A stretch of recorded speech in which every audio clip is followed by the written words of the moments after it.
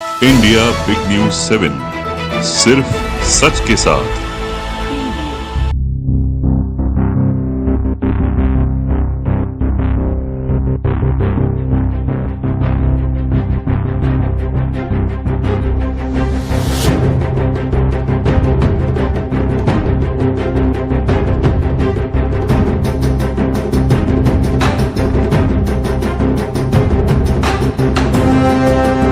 हर साल की तरह इस साल भी मध्य प्रदेश का बजट विधानसभा में वित्त मंत्री जगदीश देवड़ा के द्वारा प्रस्तुत किया गया। बजट भाषण शुरू होते ही विधानसभा में विपक्ष के नेताओं के द्वारा हंगामा शुरू हो गया। मंत्री ने अपना भाषण बिना रुके ही देते रहे। वहीं मुख्यमंत्री शिवराज सिंह चौहान ने बजट को अद्भुत और अकल्पनीय बजट के लिए वित्त मंत्री जगदीश देवड़ा को बधाई दी। उन्होंने कहा, वित्त मंत्री जी को और उनकी पूरी टीम को मैं बधाई देता हूँ। मुख्यमंत्री ने कहा, ये बजट हमारे प्रधानमंत्री नरेंद्र मोदी का आत्मनिर्भर भारत निर्माण के लिए आत्मनिर्भर मध्य प्रदेश के निर्माण का बजट है। मैं आज के अद्भुत और अकल्पनीय बजट के लिए वित्त मंत्री श्री जगदीश देवड़ा जी और उनकी पूरी टीम को बधाई देता हूं। ये बजट हमारे प्रधानमंत्री श्रीमान नरेंद्र मोदी जी का आत्मनिर्भर भारत के निर्माण के लिए आत्मनिर्भर मध्य प्रदेश के निर्माण का बजट है। प्रधानमंत्री जी ने कहा, भारतीय जनता पार्टी ने कहा, गरीब कल्याण हमारा संकल्प। ये गरीब के कल्याण का बजट है। ये मां, बहन और बेटी के उत्थान का बजट है। ये किसानों की आय बढ़ाने का बजट है। सर्व समावेशी और सर्वस्पर्शी बजट, सही मायने में जनता का बजट। क्योंकि जनता से भी सुझाव लिए गए, लगभग 14,000 सुझाव, हमारे 4,000 से अधिक सुझाव हमारे पास आए थे। ये अमृत काल में विकास और समृद्धि के अमृत की वर्षा का बजट है। वहीं विपक्ष के नेता पूर्व मुख्यमंत्री कमलनाथ ने इस बजट को घाटे का बजट कहा। उन्होंने कहा, यह बजट मनोरंजन और झूठ का बजट है। उन्होंने कहा, घोषणाओं का स्मारक है, झूठी सरकार का झूठा बजट है। इस बजट से प्रदेश को कई परेशानियों का सामना करना पड़ सकता है। तरुण भानोट जी विस्तार में आप सबको बताएंगे, और मैं आपसे ये कहना चाहता हूँ कि ये कर्ज कमीशन और सत्यानाश का बजट है। प्रस्तावित सब कुछ प्रस्तावित है, सब प्रावधान है। पर अगर हम पिछले साल का बजट देखें, उसमें भी जो प्रस्तावित और प्रावधान थे, उसमें से केवल 55% का वितरण हुआ।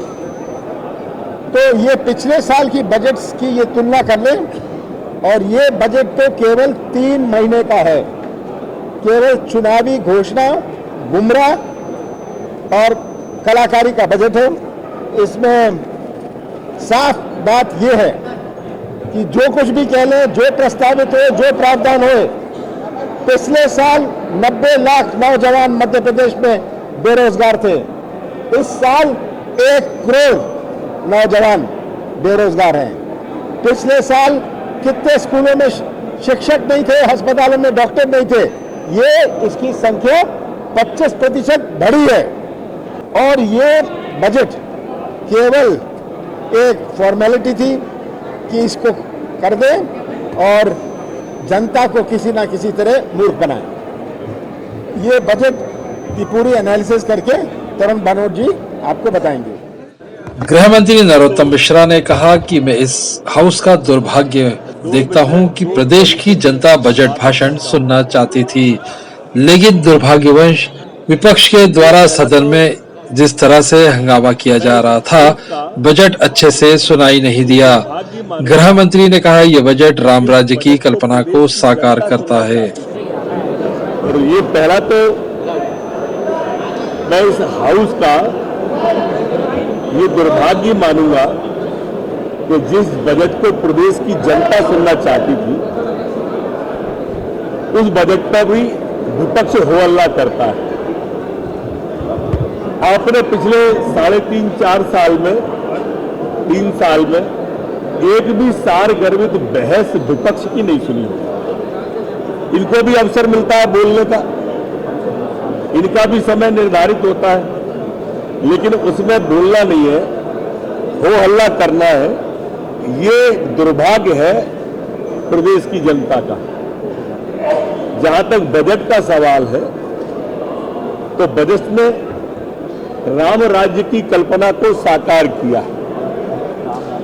जैसे हमारे यहां पर चौपाई में कहा गया है कि बजट किस तरह का होना चाहिए, तो उसमें आया है कि बरसत हरसत सब लखें, करसत लखे न कोई, और तुलसी प्रजा स्वभाव से भूप भानु सो हो। पत्रकारों से चर्चा में पूर्व वित्त मंत्री तरुण भनोट ने कहा, यह झूठ का बजट है। उन्होंने कहा, सरकार ने बड़े ही जोर शोर से कहा था कि हम पेपरलेस बजट लाने वाले हैं, लेकिन हमें कहीं भी टेबलेट देखने को नहीं मिला। उन्होंने कहा, टेबलेट तो हमें दिखा नहीं, न ही किसी भी विधानसभा सदस्य को टेबलेट बांटे गए और न ही टेबलेट देखने को कहीं मिला। उन्होंने कहा, इस बार यदि हमारी सरकार प्रदेश में आती है तो प्रदेश के लोगों को गैस सिलेंडर 500 रुपए प्रति दिया जाएगा।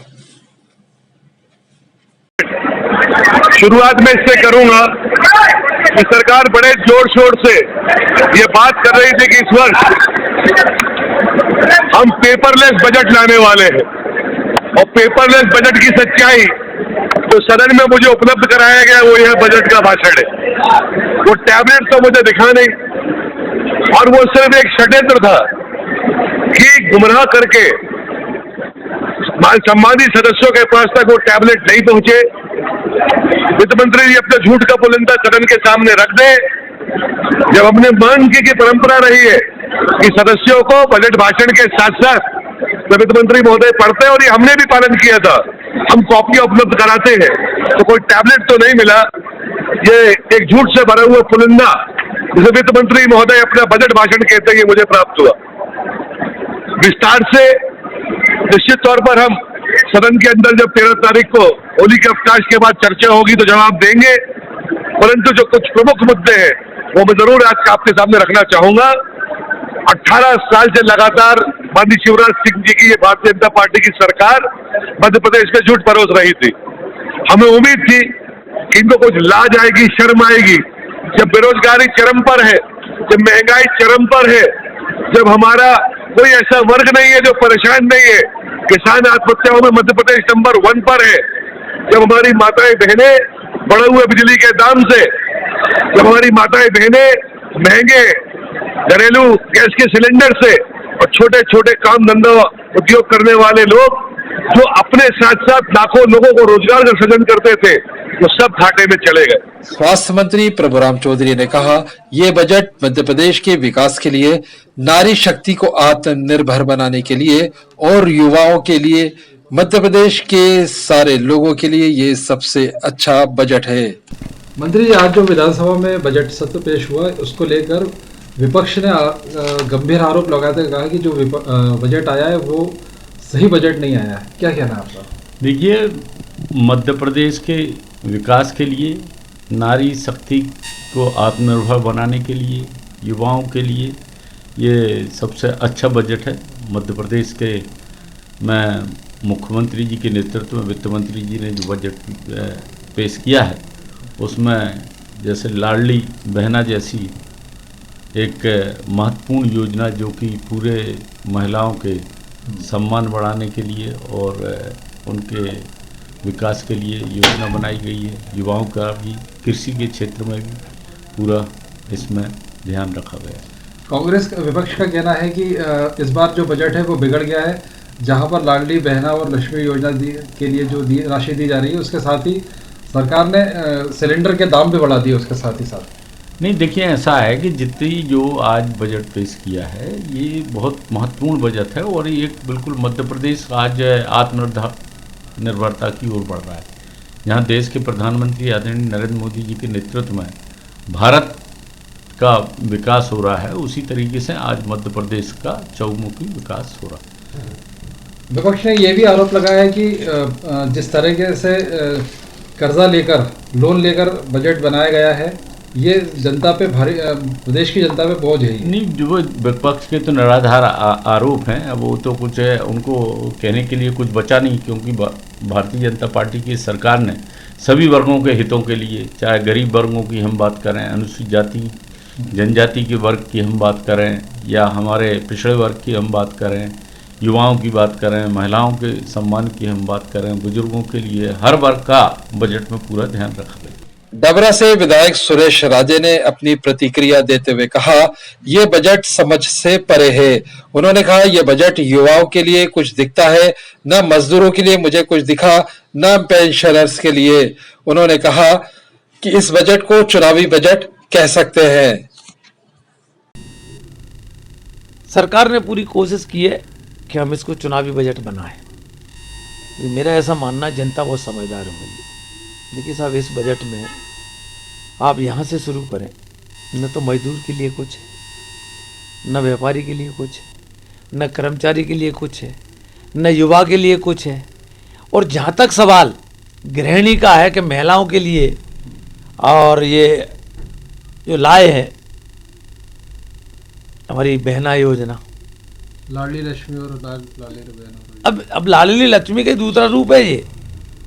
अब इसमें दरअसल होना क्या है, उन्होंने सिर्फ एक चुनाव के लिए, जैसे उन्होंने जुमला नहीं फेंका था 15-15 लाख आएंगे, 1-1 हज़ार वाला भी जुमला ही साबित होने वाला है आने वाले समय में। अब इसमें अभी तो 5 फार्म भरे जाएंगे, उन्होंने कहा अप्रैल से देंगे किसको? जिसको वृद्धावस्था पेंशन नहीं दे पा रहे, दर दर भटक रही हैं महिलाएं, उन वृद्धावस्था पेंशन जो 300 से 600 की थी कमलनाथ जी ने, वो तो ये दे नहीं पा रहे। उसमें भी तमाम लघुना है। इसमें 60 साल का बंधन लगा दिया, फिर उसमें लगा दिया कि आप गरीबी रेखा से नीचे हो के नहीं, फिर आप पे गरीबी का कार्ड है कि नहीं। इसमें भी वो तमाम चीज़ें आने वाली हैं। आप देखना, जैसे जैसे ये योजना आगे बढ़ेगी और जिसको अमल में आते आते इसमें कई चीज़ें आएंगी। एक घर में 4 बहना है तो क्या चारों को देंगे? एक घर में एक बहना को या एक वृद्ध माँ को अगर वृद्धावस्था पेंशन मिल रही है तो क्या ये वो परिवार में 3 उनको देंगे? अभी तो तमाम तरह की विसंगतियां हैं। परिवार में कोई पेंशनधारी है, सरकारी कर्मचारी, उसको लाभ देंगे कि नहीं देंगे? आप ITI भरते हो, तमाम लोगों ने तमाम तरह की, भले वो उनकी ITI भरने की हैसियत नहीं है, लेकिन तमाम लोन्स और वो सारी चीज़ें लेने के लिए तमाम लोगों ने पैन कार्ड बनवा रखे, ITI भर रहे हैं बेचारे। इनका कोई उद्योग धंधा भी नहीं है, फिर भी भर रहे हैं। ये तमाम विसंगतियां इसमें आने वाली हैं। वहीं कांग्रेस के पूर्व मंत्री लखन यादव ने अपनी प्रतिक्रिया देते हुए कहा, प्रदेश में 18 साल से भी ज्यादा हो चुके हैं भाजपा सरकार को लगातार कर्ज लेकर प्रदेश की जनता को लूटने का काम कर रही है। उन्होंने कहा, इस बजट में सरकार ने ऐसी कोई उपलब्धि नहीं थी कि जनता को कोई लाभ हो। देखिए, पिछले 17-18 साल से मध्य प्रदेश में भारतीय जनता पार्टी की सरकार है। लगातार कर्ज लेके, एक हाथ से जो है कर्ज ले रहे हैं, वो दूसरे हाथ से बांटने का काम कर रहे हैं। और वही कर्ज अभी जैसे आज उन्होंने 50 रुपये हमारा गैस पे बढ़ा दिए। एक तरफ बहना, हमारी बहना की बात कर रहे हैं, एक तरफ बहना को लूटने की बात कर रहे हैं। मध्य प्रदेश का बजट पूरी तरह बोगस है। इसमें मध्य प्रदेश के आवाम के लिए ऐसी कोई उपलब्धि नहीं है जिससे कि ये कहा जाए कि ये बजट में कोई अच्छी चीज़ है।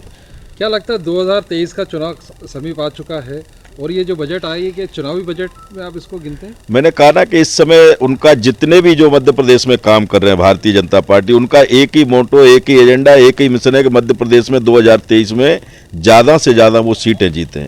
लेकिन मध्य प्रदेश का तमाम सारा आवाम ये समझ गया है, आने वाले 2023 में कुछ भी करे, कुछ भी लुभावने वाले बजट लाएं, कुछ भी ऐसा करते रहें, लेकिन मध्य प्रदेश की जनता 2023 में मुझे नहीं लगता इनको 30-40 सीटें भी मिल पाए। अभी जिस तरीके से लाडली लक्ष्मी योजना, लाडली बहना योजना और उसके बाद में जो वृद्धा पेंशन का जो इन्होंने जिक्र किया आज के बजट में, उससे क्या लगता है आपको, ये पैसा कहाँ? अभी इन्होंने जो विकास यात्रा निकाली, विकास यात्रा में इनके जितने भी लीडरान थे, इनके जो जितने भी कार्यकर्ता थे, सब लोगों ने एक बात कही है आम पब्लिक के बीच में जाके कि हम लोग जो है बहनाओं के नाम पे 1000 रुपये महीने डाल रहे हैं। और आज जो इनका जो पूरा प्रोग्राम आया उसमें ये आ रहा है कि उसमें ये डिवाइडेशन करेंगे, कई ऐसे सिलेक्शन करेंगे, तो मुझे लगता है ये विसंगति है। लेकिन प्रदेश के आम लोगों में, सारी महिलाओं में, बहनों में ये संदेश दे दिया है कि हर महिला को, जबकि ऐसा नहीं है। मैं ऐसा मान के चलता हूँ जितना ये अभी कर्जा ले रहे हैं, मध्य प्रदेश को पूरे कर्जों में डुबे रहे हैं, और मुझे नहीं लगता कि जितनी योजना ये ला रहे हैं, पिछली जितनी योजना ना वो धरातल पे आई, और ना मुझे लगता है आने वाले समय में ये इनके 4-5-6 महीने के लिए जो कर रहे हैं, मुझे नहीं लगता कि ये सारा सब कुछ कर पाएंगे। प्रदेश की जनता के लिए कोई आप मैसेज देना चाहते हैं कि ये बजट उनके लिए कितना फायदेमंद है? मैं तो मध्य प्रदेश के तमाम सारे अवाम से ये कहना चाहता हूँ कि आपने मध्य प्रदेश में 18 साल भारतीय जनता पार्टी को देखा है, आप लोग पूरी तरह वाकिफ़ हैं। एक तरफ वो देने की बात करते हैं, देते 10 पैसे हैं, और आपसे दूसरे हाथ से वसूलते हैं जो 20 पैसे हैं। तो मुझे लगता है मध्य प्रदेश का तमाम सारा आवाम ये जान गया है, और मैं ऐसा मान के चलता हूँ कि इसके परिणाम भारतीय जनता पार्टी को 2023 के इलेक्शन में देखने को मिलेंगे। इंडिया बिग न्यूज 7, सिर्फ सच के साथ।